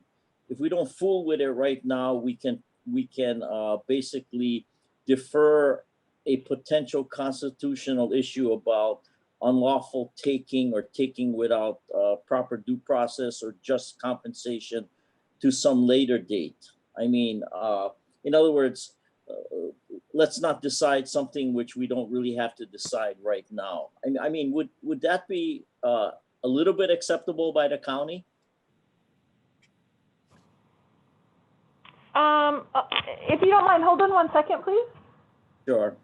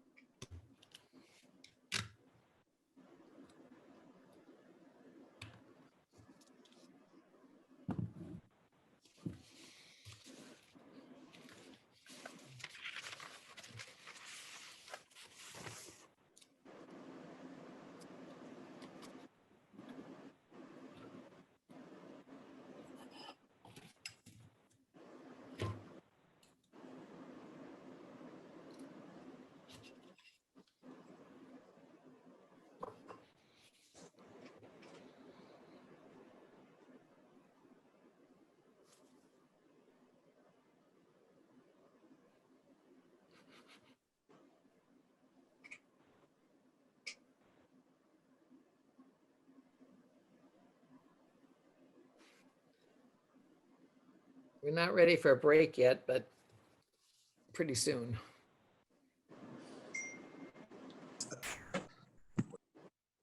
Chair, why don't we just take a 5-minute break and until the county's ready, so I can. Okay, well, we would, okay.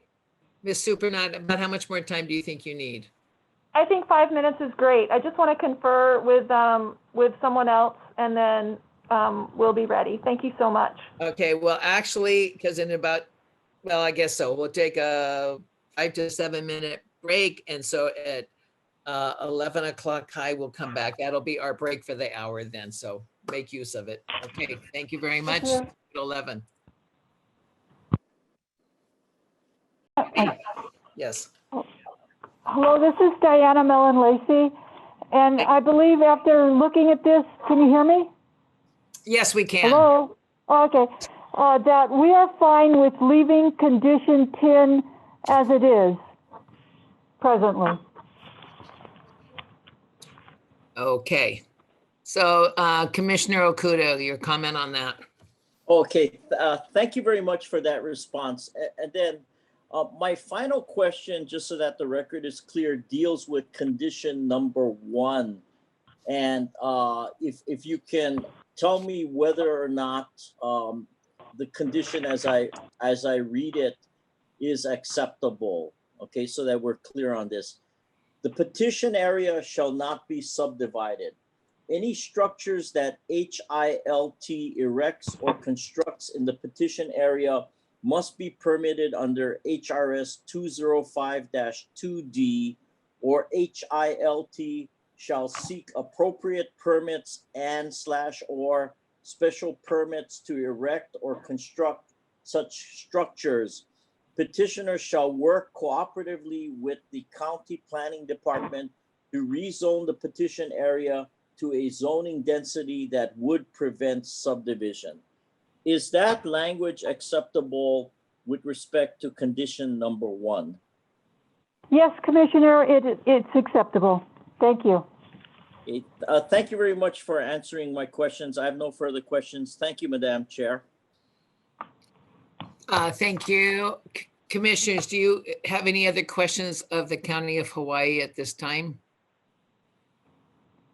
Let me check back. County of Hawaii, Ms. Mellon Lacey or Ms. Supernat, do you have any other items that you wanted to present at this time? Not at this time. Thank you. All right, thank you very much.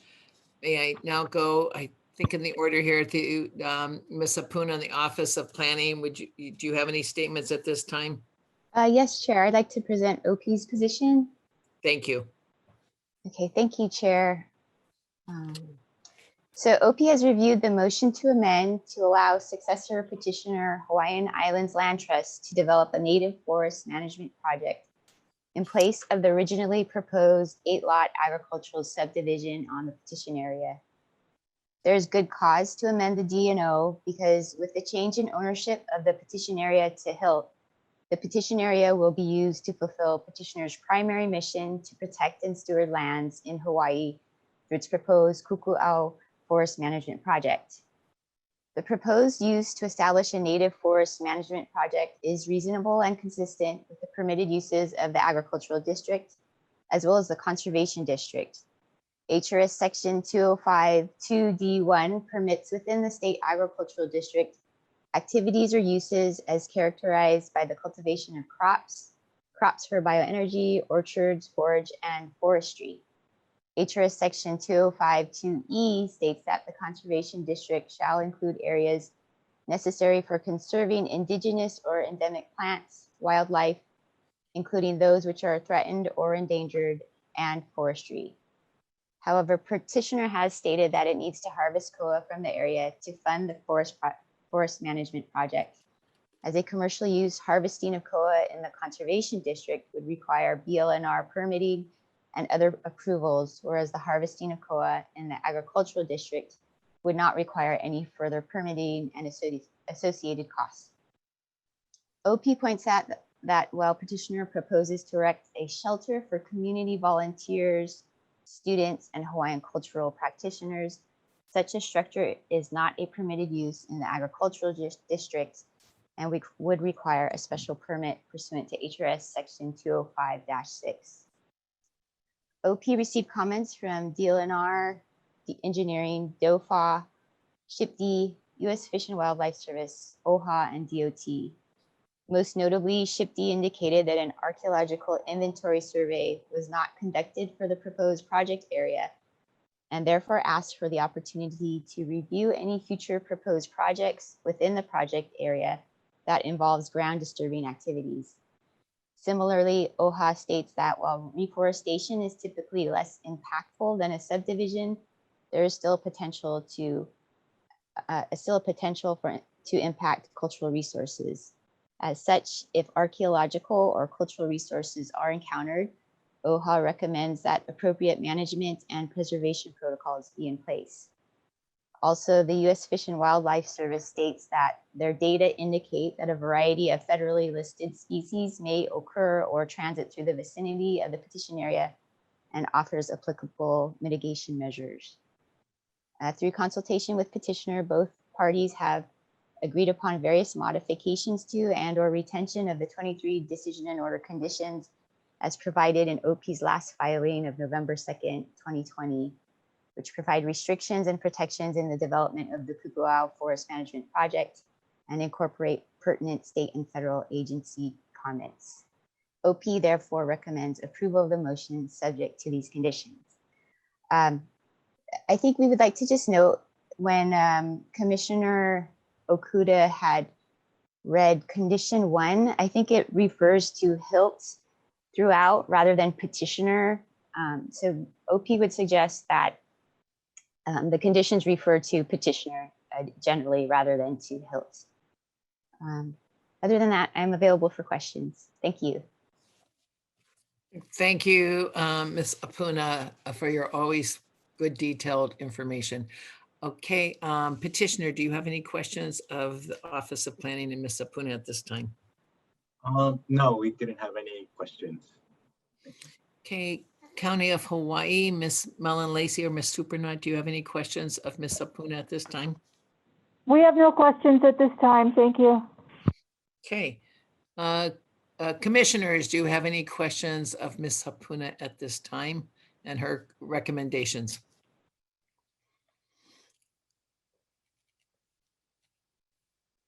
Okay, let me see if I can find your participant. I don't see any hands up. Okay. Thank you very much. Moving forward. Okay. Mr. Kim and Ms. Kukuwa, do you have any final comments at this time that you would like to make? Thank you for the opportunity to make some final comments. You know, I think just to kind of clarify a little bit on that language in condition 10 about the dedication if necessary. Our understanding of the phrase if necessary was that it was tied to the subdivision and then that would comply with the county code, where the county can't just ask for an exaction from a landowner carte blanche just because they're going for a subdivision. If you're asking for something, money or land, it needs to be reasonably tied to the development. So I believe that's what the term "if necessary" meant, was if necessary in conjunction with the subdivision. If the subdivision's impact is going to create the necessity, then the petitioner would have been required to dedicate. So that's sort of my understanding of "if necessary." So hopefully that can kind of help clarify that issue. If not, no, I would say, it really has been a very good experience working with, the county and Office of Planning on this. There was a very, I felt like, collaborative approach to it. We weren't necessarily oppositional or antagonistic with each other. So I found that refreshing. So that was good to work with.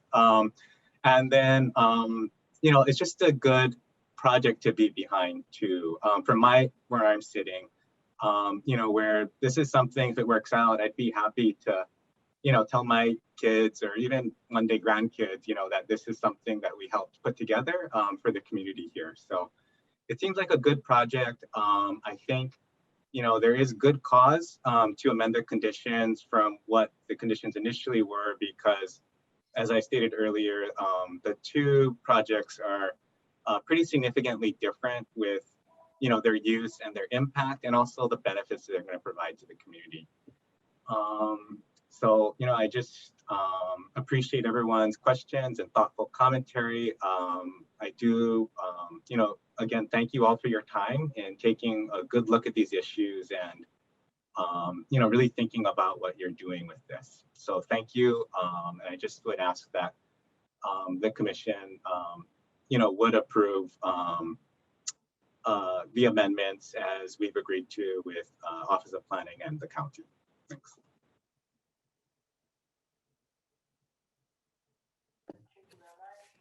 Thank you, Mr. Kim. Let me make sure I didn't miss anything. Hawaii County, do you have any additional comments that you'd like to make at this time? Okay. No, we have no additional comments. Thank you. Okay, thank you. And Office of Planning, Ms. Apuna, do you have any final comments? No final comments. Thank you, Chair. Commissioners, do you have any final comments, or could I look to a commissioner to entertain a motion of the Land Use Commission to either grant or deny the Hawaiian Island Land Trust motion to amend the Land Use Commission's findings of facts, conclusions of laws, and decisions and ordered as filed November 16th, 2001. Excuse me. Further, yes. I think Commissioner Okuda has his hand raised. I think he's. Oh, okay. Yes, Commissioner Okuda, thank you. Proceed. With the chair's permission, I would like to make a motion. Thank you. Please proceed. In this motion, if I refer to Hawaii Island Land Trust, I also mean petitioner. And if I state petitioner, I also mean Hawaii Island Land Trust. I would like to make a motion as follows, and if the parties and the commission would bear with me so that I can state the substance of the motion. The motion is basically this: the Land Use Commission recognizes petitioner Hawaii Island Land Trust standing to seek and obtain the relief requested in its amended motion. Number two, the decision and order filed November 16, 2001 shall be amended to reflect the appropriate findings of fact, conclusions of law, and conditions that are applicable to petitioner's forest management project, and as stated in this motion. Specifically, these are the specific modifications and statements of non-modification. First, condition number 1 shall be modified to state as follows, and I quote, The petition area shall not be subdivided. Any structures that petitioner Hawaii Island Land Trust erects or constructs in the petition area must be permitted under HRS section 205-2, parent D, small parent, or petitioner HILT shall seek appropriate permits and/or special permits to erect or construct such structures. Petitioner shall work cooperatively with the county planning department to rezone the petition area to a zoning density that would prevent subdivision. Second, condition numbers 2 and 7 shall be modified as agreed to by the petitioner and the Office of Planning. Number 3, conditions number 4, 5, 8, and 9 shall be modified as agreed by the parties. Next, conditions number 3, 12 through 15, 17, and 20 shall be deleted. And finally, conditions number 6, 10, 11, 16, 18, 19, 21, 22, and 23 shall be retained in their original form or language. And Madam Chair, that is the substance of my motion. I second. Thank you for the motion, Commissioner Okuda, and thank you, Commissioner Ohigashi, for seconding that motion. At this point, I'd like to have additional comments from our commissioners on this, or any questions in this regard.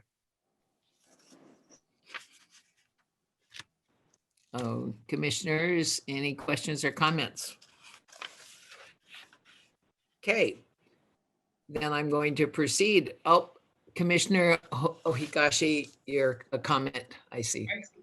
I'm going to support this motion based upon the comments and the documents provided to us. I want to congratulate the parties for at least reaching a lot of decisions and agreement to all the modifications and the changes that they wanted to make.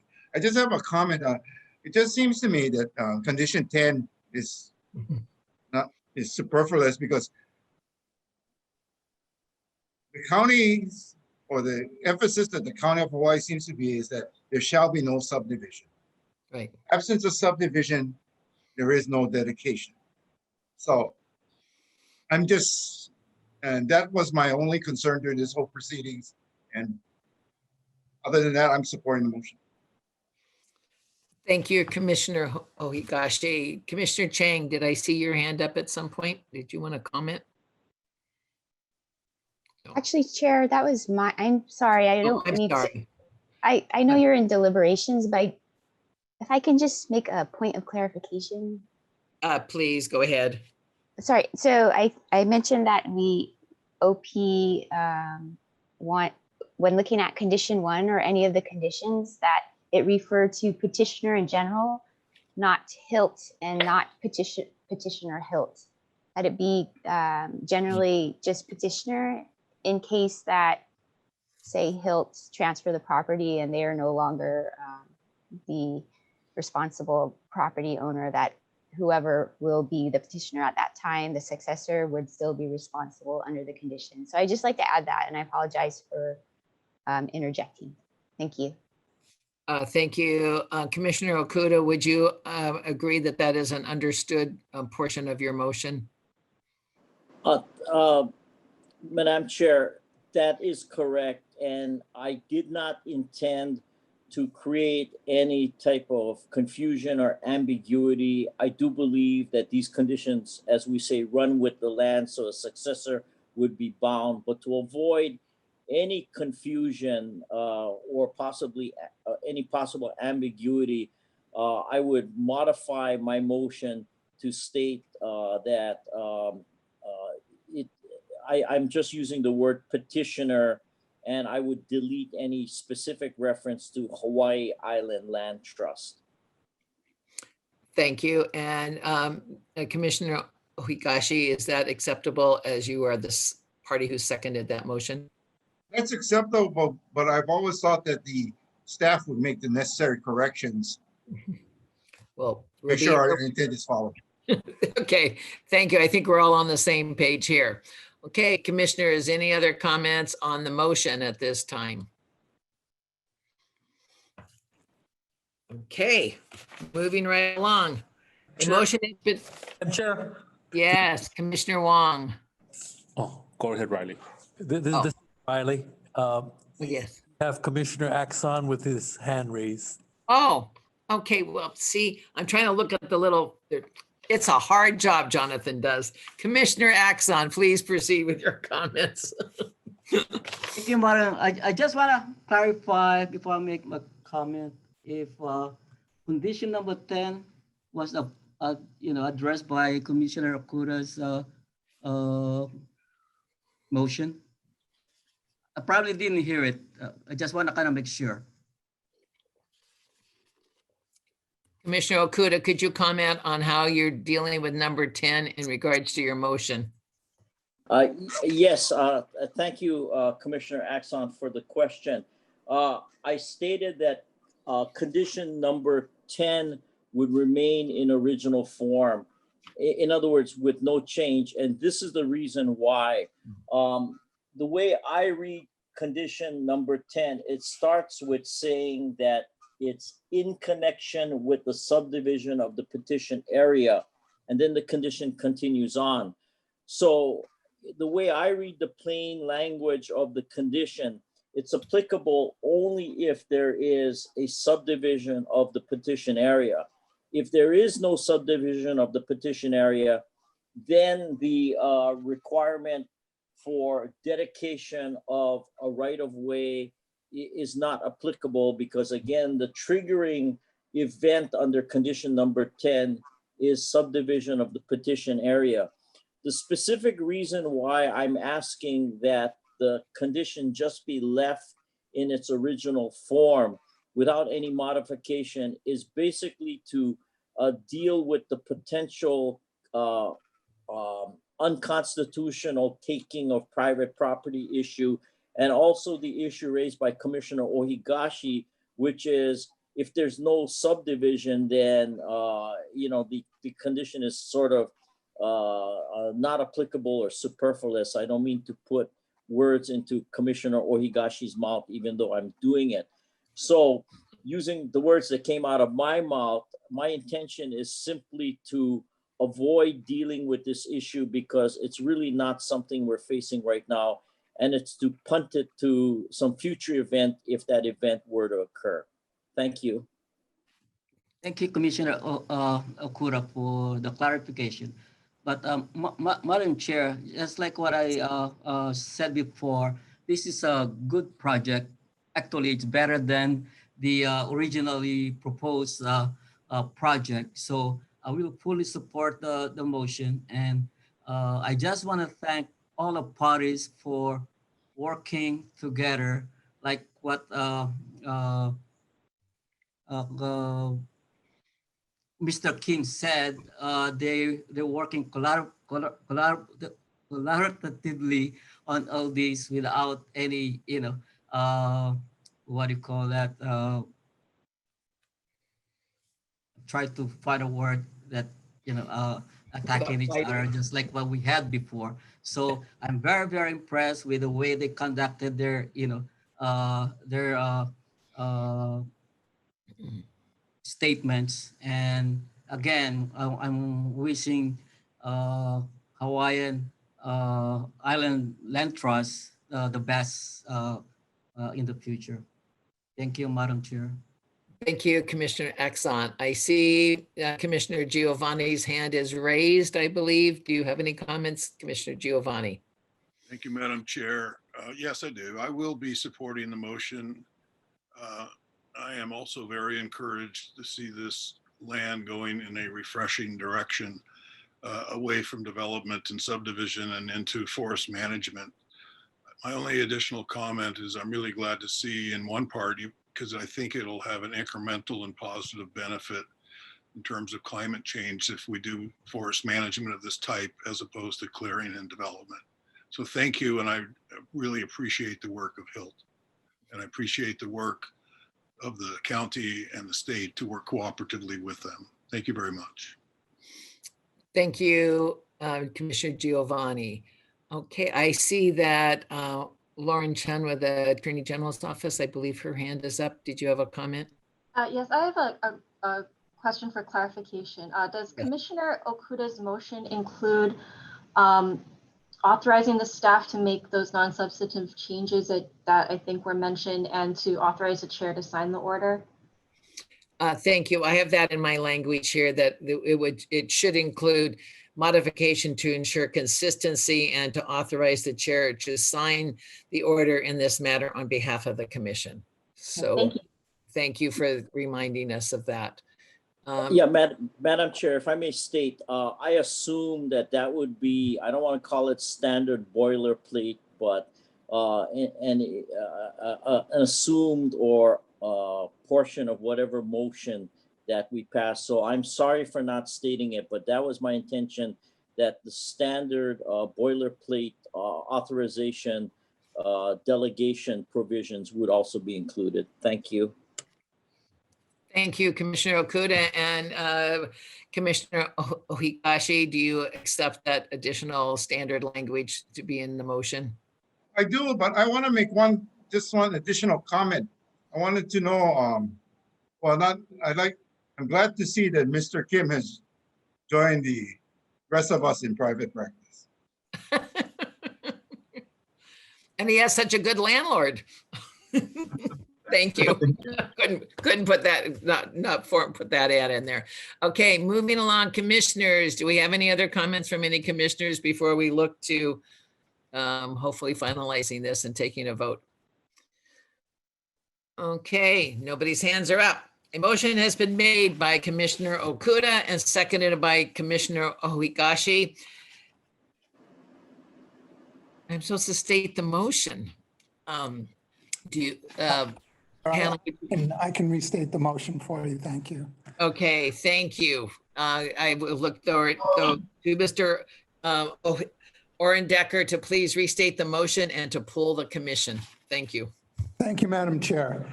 The motion is for the commission to recognize petitioner's standing, that the decision in order be amended as follows. Condition 1, as stated by Commissioner Okuda, shall be amended. Conditions 2 and 7 be modified as OP and petitioner have agreed. Condition numbers 4, 5, 8, and 9 be modified as agreed to by the parties. Conditions number 3, 10 through 15, 3, 12, 50 through 15, and 17, and 20 be deleted. Conditions number 6, 10, 11, 16, 18, 19, 21, 22, and 23 be retained. Commissioner Okuda. Yes. Commissioner Ohigashi. Aye. Commissioner Giovanni. Aye. Commissioner Chang. Aye. Commissioner Axon. Yes. Commissioner Wong. Aye. Chair Scheuer is excused. Vice Chair Cabral. Yes. Thank you, Madam Chair. The motion passes unanimously with 7 votes. Thank you.